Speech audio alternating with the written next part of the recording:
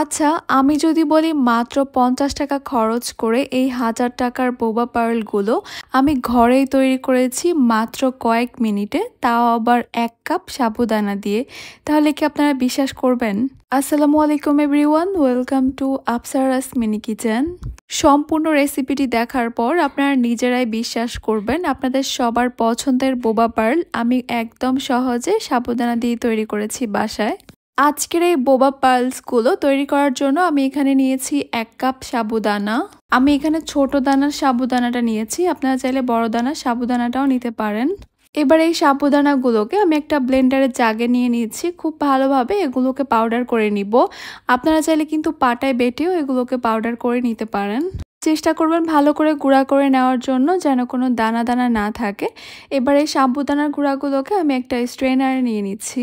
এইটাই কিন্তু হচ্ছে আমাদের টাপিওকা পাউডার বা সাবুদানার গুঁড়া। বোবা পালস তৈরি করার জন্য কিন্তু এটাই মূল ইনগ্রিডিয়েন্টস। এরপর এখানে দিয়ে দিব আমি গুঁড়া করা চিনি 1/4 কাপ। এটাকে আমি আগে ব্লেন্ডারে গুঁড়া করে নিয়েছি। এরপর এখানে দিয়ে দিচ্ছি 2 টেবিল চামচ কর্নফ্লাওয়ার, দিয়ে দিচ্ছি 2 টেবিল চামচ কোকো পাউডার। এবার এই সব কিছুকে একটু ভালো করে চেলে নিতে হবে, যাতে করে কোনো রকমের দানা দানা বা লাম্পস না থেকে যায়। এই যে চেলে নেওয়ার পর এরকম কিছুটা রয়েছে, এগুলোকে আমি ফেলে দিব, অথবা চাইলে আবারও ব্লেন্ড করে নিতে পারেন। এখন এই সব কিছুকে আমি একসঙ্গে খুব ভালো করে মিশিয়ে নিচ্ছি। আপনারা চাইলে কিন্তু এই অবস্থায় এগুলোকে স্টোর করে রাখতে পারেন, যদি মনে করেন যে এখনই এতগুলো না তৈরি করবেন। এরপর এখানে লাগবে আমাদের হালকা কুসুম গরম পানি। এবার আমি অল্প অল্প করে পানি দিব আর মিশিয়ে নিব। এখানে একটা শক্ত ডো তৈরি করব, তাই এখানে অল্প অল্প করে পানি মিশাতে হবে। হাতের সাহায্যে কিছুক্ষণ ডোটাকে মাখিয়ে নিলেই দেখতে পারবেন এইরকম একটা ডো তৈরি হয়েছে। এইরকম একটা শক্ত ডো তৈরি হয়ে যাওয়ার পর এবার আমি এখান থেকে অল্প অল্প করে নিয়ে বোবা পালসগুলো তৈরি করে নিব। একদম ছোট ছোট করে নিয়ে আমি এইরকম পার্লগুলো তৈরি করব। আর আপনারা একটু খেয়াল করলেই বুঝতে পারবেন আমি কাজটা ঠিক কিভাবে করেছি। হাতের মধ্যে বা আঙ্গুলের সাহায্যে অল্প একটু ডো নিয়ে গোল গোল ঘোরালেই কিন্তু এইরকম সুন্দর বলের মতো তৈরি হয়ে যাবে। আর চেষ্টা করবেন যতটা ছোট করে নেওয়া যায়, ছোট করে নিলেই কিন্তু দেখতে বেশি ভালো লাগে। এবার এগুলোর সঙ্গে আমি দিয়ে দিব 1 চা চামচের মতো কর্নফ্লাওয়ার দিয়ে এগুলোকে খুব ভালোভাবে আমি একটু মিশিয়ে নিচ্ছি, যেন একটার গায়ের সঙ্গে একটা কোনোভাবেই লেগে না যায়। ঠিক এই অবস্থায় আপনারা চাইলে কিন্তু একটা এয়ারটাইট বক্সে নিয়ে ফ্রিজের নর্মাল চেম্বারে এগুলোকে স্টোর করে রাখতে পারেন প্রায় 2 মাসের মতো। সাবুদানা দিয়ে আমার বোবা পার্লগুলো কিন্তু তৈরি করা হয়ে গেছে। এবার এগুলোকে সিদ্ধ করার পালা। একটা প্যানে আমি পরিমাণ মতো পানি ফুটিয়ে নিয়েছি। পানিতে যখন বলক চলে আসবে তখন আমি এখানে বোবা পার্লগুলো দিয়ে দিব। এগুলোকে আমি 10 থেকে 15 মিনিটের মতো এই পানির মধ্যে সিদ্ধ করে নিব। কিছুক্ষণ সিদ্ধ করে নেওয়ার পর দেখতেই পারবেন কালারটা একদমই চেঞ্জ হয়ে গেছে। আমি প্রায় 15 মিনিটের মতো এগুলোকে সিদ্ধ করে তারপর এগুলোকে চুলা থেকে নামিয়ে নিব। পানিটা ছেঁকে এই পার্লসগুলোকে আমি একটা সাইডে তুলে রেখে দিব। এখন একটা চিনির শিরা তৈরি করে নিতে হবে। আজকের এই চিনির শিরাটা তৈরি করার জন্য এখানে আমি নিয়ে নিচ্ছি 1/2 কাপ ব্রাউন সুগার। এরপর নিয়ে নিচ্ছি 1 চা চামচ কফি পাউডার আর নিয়ে নিব 1 কাপ পানি। এবার এই সব কিছুকে আমি নেড়ে চেড়ে ভালো করে মিশিয়ে নিব আর চিনিটা গলে যাওয়া পর্যন্ত অপেক্ষা করব।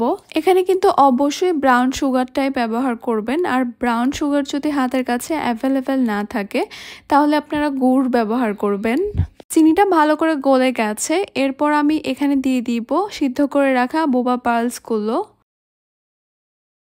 এগুলোকে চিনির শিরার সঙ্গে কিছুক্ষণ জাল করে একটু ঘন করে দিব। আমি প্রায় 2 মিনিটের মতো জাল করে নেওয়ার পর কিন্তু এখন এইরকম হয়েছে। এটাই কিন্তু হচ্ছে বোবা পার্লস, যেটা আমরা 1000 টাকা দিয়ে কিনে খাই।